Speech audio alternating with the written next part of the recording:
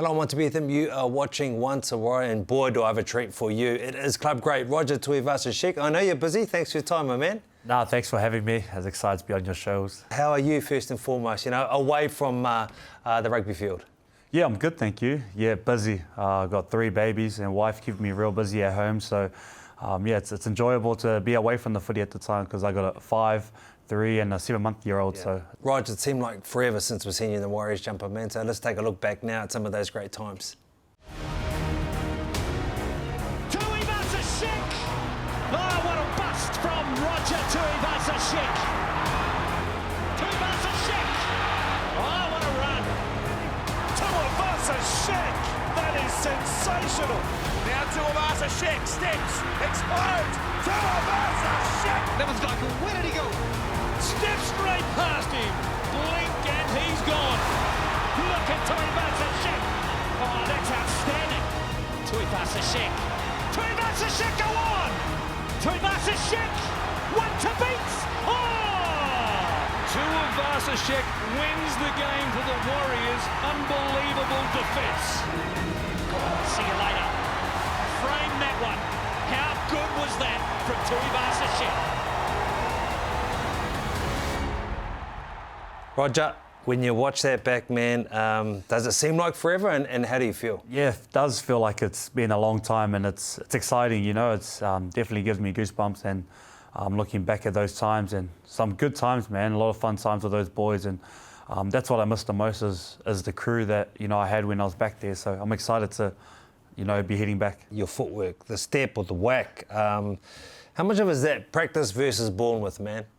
A bit of both, yeah, a bit of drilled into me, I like to say. And my father saw a bit of ability about me and he goes, I'll put you in some drills that I think could work for you. And my dad used to train me up and do a few things and before even training started. So from there it was watching YouTube clips of Benji Marshall, Sean Johnson, SJ's one of my favourite players, And I remember watching a lot of his YouTube clips before I took the field. So, do you have spots on your mind that you want to target, or do you look up and see them? What are the signs that you look? Yeah, I always know that there's always a disconnect by the last forward and the back, which is always your second row, and the half normally kicks there. So then the centre and the back row or the last prop, there's always a disconnect there. And if I can get to one of those, I know that there'll be a staggered line. Either the second row will be behind or their last middle will be behind. So, and it helps with our game plan is always get it back to the middle and try and work around those boys or try and make them tackle. So that's where I used to try and attack. Before we talk the very beginning, let's talk the return, Yep. which is now 2024. When did you start thinking that it could be a possibility? I was looking at a Japan deal actually. Yeah. I was looking to go take the family overseas and travel the world and do that. But in December, my manager called me. He goes, "Oh, hey, would you like to sit down with Andrew McFadden and Andrew Webster and Cameron George?" And I was like, "Oh, not really, because Wow. Yep. I don't know if that's where I want to go." And but then out of respect, because I love all 3 of those guys and I know them, I go, "Yeah, let's go catch up and have a coffee." And Webby had a proper presentation ready for me, and I was like, "Oh, I thought this was just a catch up, chat intro." And he played a presentation about the possibility of me coming back and where I could fit into this team. And it was just a rugby league connection, and we were able to have that conversation and I felt confident and I had the lingo was there because for the last year playing rugby in New Zealand, I was a rookie and I was getting stuff wrong. I wasn't in the right place or, I was still trialing things where in rugby league sense and when Webby was saying, "Oh, I want you to play this," and he showed me a clip, can you fix A, B, C? And I'd go, well, if that second marker moves, then that's definitely you can take. And, I started having back and forth conversations where that year in rugby, I just sat back and I just let people talk to me and I just take notes. So, I started leaning in a little bit more and got excited. And I went away from that meeting going, well, that was quite firing and I'm excited now. And then people were saying, do you really want to go back to 20-something plus rounds of just grind and just tough work, or why don't you just go over to Japan and play some decent amount of rugby for 6 months and you come back here? And I sat back and I thought, yeah, true, I'll just go get this, go get that in Japan and enjoy life, travel the world. And then But really, I started getting excited and goes, no, I actually want that grind. Yes. I want to dive back in. And it was a mind switch between I'm turning 30, time to slow down, we're going downhill. But then, had a really good chat with my manager and my old man, and they said, yeah, you're turning 30, not 40. You know, you still got something to give. And once I started to believe that, and I said, you know what, there's one more thing that I would really love than anything else. You know, I've ticked off a lot of things in the rugby league world. There's only one more thing that's left to win a premiership with the Warriors, and yeah, that'll be a dream come true. So that process of when you had that first conversation to how you got over the line and you signed, how long was that and how much back and forth did it involve? So we sat down with Webby, and as you do, most of the coaches that have been there, they'll paint out how they want to play and how he sees this team running, and I just keep going back at him. I was so confident. I go, yeah, but what if this happens? What is how are you going to fix that? Or I just from past experience, and he had an answer for everything, and I was going, all right, it all sounded real good, and I sort of said to Webby, and I go, oh, Webby, I'm going to leave, and I'm letting you know that you'll probably be the 5th coach that's going to paint the dream for me. So you got to let me see it. And then 2 trials in, sort of convinced me that, you know, the boys do look good and they look solid. And I had another chat with Cameron George, and, you know, we all kind of sat down together and said, you know, you're saying the right things. I see it in those 2 trials. I'm going to stay home with my family and be in New Zealand, be in Auckland. And then, yeah, I signed away in January or Feb or what it was. And then off we went. I played and I'm here playing my season, and now watching our boys play playoffs, so which is awesome, you know. So on the field, when we were talking about roles, how do you see your role playing out, Rog? Yeah, when I had that conversation with Webby and we sat down, and he saw me playing in the centre role, and he said, you know, this is a position where I think you can come and add value to and bring your type of style. And it's been getting me excited. So that's what I've been locked on. So I'm looking forward to going into pre-season as a centre and see how we go there. So it's a centre that can roam. You've got permission to roam.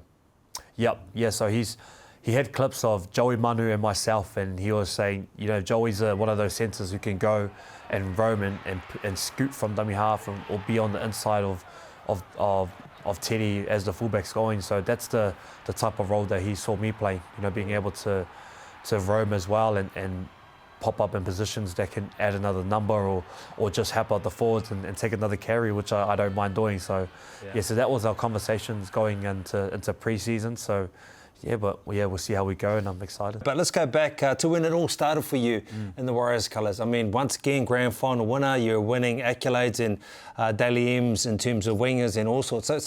So why come to the Warriors, man?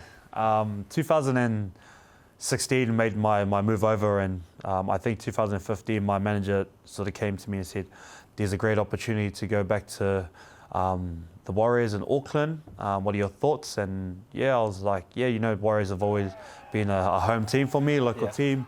I don't know, I'm going pretty well here, and but my contract was coming up with the Roosters, and I started to compare the contracts, and fortunately I came over to the Warriors, and it was, to be honest, the offer was too good, Mons, and it was all about setting up my family, and that was the dream come true for me, was being able to provide a lifestyle for my family, my parents and my siblings and my current family. So, and I'm glad I came over and made that decision. Yeah. What about your first game in the colours, mate? What do you remember? Your debut? Disappointment, to be honest. Yeah, that was my first game was Tigers over there in Sydney, and I think I look back in that 2016 year for the first 7 games. I was quite disappointed with myself, and I had such a selfish approach. You know, I was coming over, I was a marquee player. You know, I was getting told that when I came over to the Warriors, my career was going to go down the drain. So my only thought was, I'm going to go and prove people wrong, and I'm going to show you that I'm not. That's not going to happen to me. And then, you know, when you think like that and you're selfish, you're not putting the team first. And all I was doing was, you know, I was shopping to buy my first home with my partner. I was doing furniture shopping. I was doing things for myself, and I had those selfish thoughts. And then those first 7 games were real poor from me, and then, you know, I done my ACL in round 7 because my mind and body weren't working together, and I really believe that, you know, things happen for a reason. So from then, 2017, 18, I had to pick up my game. Thank you for being so vulnerable and saying that you're being selfish, but I've got to put some context into that. It's probably not the normal selfish that people are out there, because that's just not you. You are selfless and you do that. But I know what you mean by you know, you want to be 100% when you do stuff. The debut was a bit of a disappointment. Yes. But I tell you what, your first try in the Warriors colours weren't, and you were up, mate. You were very animated, which we don't normally see. No, Talk me through that, because it was against your old crew. Yep. And was Golden Point, wasn't it? Yeah. So that was an unreal game against the Roosters, and when I scored that try, it was kind of like a relief. Like, you know, I've scored a really good try. We've won this game. Here we go. Let's start to build. You know, I'm starting to get my mojo back, and you know, I'm looking forward to now how this 2016 is going to play out. But yeah, that was the feeling around that try was, let's go now. You know, now I feel good after that try. Now you're giving back. Now you're giving back, reciprocating the love that they gave you. That ACL happened soon after that, man. Yes. I mean, what do you learn from having a crippling injury like that? And especially, probably frustrating more because you hadn't done what you wanted to do when you first came over. Yeah, that was the toughest part. Was I had so many people coming at me and poking at me, and when I done my ACL, I wasn't able to fight back or give back to my team to say, you know what, I'm not that person that you think I'm going to be. I'm going to be better. So to be sitting on the sideline, it was tough. You know, I took a lot of it out of my friends and my family, and it was a dark time for me in 2016. But once I started to get myself together, stop feeling sorry for myself, and get back on the horse and start training, and then doing what I love doing, which is playing footy. You know, so then from then on, I told myself I'm going to enjoy every moment. You sure did, and you had the captaincy role. Talk to me about enjoying that moment with the captaincy, how you were told, and I don't know, were you always a captain, or was this new? So how did it feel when you were told? Yeah, I was in extreme shock, you know, because again, I didn't play any footy in 2016, 2017. We already had Ryan Hoffman, who was our captain at the time, and he was doing a great job. And we had Stephen Kearney just move over, and he just started with us, and he called me into his office after training, and after a pre-season training, and he sat me down and he said, Roger, there's something deep in my gut that wants me to make you captain. And I was like, captain for what? And he goes, like, what, for the outsides or for the backs? I'm like, yeah. I was like, captain for what? He goes, no, I want you to captain this team, the at the time Vodafone Warriors, the NRL team. And I'm just like, nah, you're kidding. I'm not going to captain this team. We've got Sean Johnson, we've got Ryan Hoffman, we even got Simon Mannering still in our team. He goes, I just named 5 guys to him, and I go, these your captains there, I'm all right. And he goes, but he sat me down, he goes, no, there's something where I want you to take over. Yeah, I just said, no, I can't do it. And he goes, think about it. And I sort of left that room just stunned once, and I just couldn't believe it. And I needed to confirm that I couldn't do this. That was the main thing. And called my old man, my parents, my manager. I pulled a few players aside once to ask them to. I just wanted people to say, yeah, nah, you shouldn't do it. And unfortunately, they all said, nah, you'll be a great captain. You should take on the role, and you should have a go. And yeah, then as soon as I started to believe it, I said, Mooks, I'll do it. I'll do whatever it takes to help this team go forward. And if you believe it's me being captain, then let's do it. How did you think you grew in that position over the years? Yeah, that was an interesting time, because I think in 2017 when I was named captain and I was captain, I accepted the role, but I didn't really accept it personally. I didn't really put my hand up to say, okay, I'm really captain, because we had Simon Mannering, we had Ryan Hoffman in the team, so it's like, there's your real leaders. I'll just have to see by my name, but those are your leaders. And it was over the years as I gained belief, and I started to speak up in meetings, I started to lead the meetings, and I went from being the guy that, okay, I'll say something every meeting, I'll make sure the leader or the captain speaks, but then I realized that's not really the way about it. That's not how it should be. The leader should speak by actions, and 2018, 2019, 20, learn a lot of good lessons around just be me and lead how I would want it to lead. And I really enjoyed it. I really enjoyed, rallying the boys together, firing them up and getting them going, and then putting my hand up to say, I'll do it. I'll do the hard carry here, or I'll do whatever it takes. And it was a challenge that I put on myself each year, and unfortunately we didn't get too many wins, and we weren't successful throughout my time there. But that's how I sort of went from my leadership point on. But before, I was trying to do everything, and it didn't really help. We had the Kiwi Spine come to the club.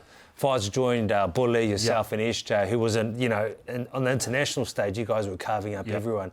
So I thought it was game over. Yes. What happened, man? What happened? Yeah, that was a year. Another year I felt like got away from us. It was, I think, 2017. Man, like you said, even like you just saying it now, Isaac Luke, Kieran Foran, Sean Johnson.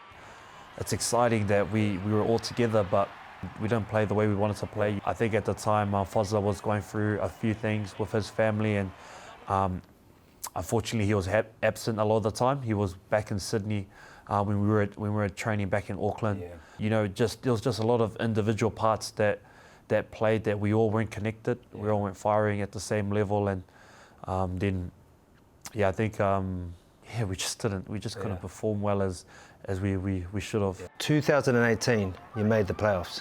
What was the difference that year?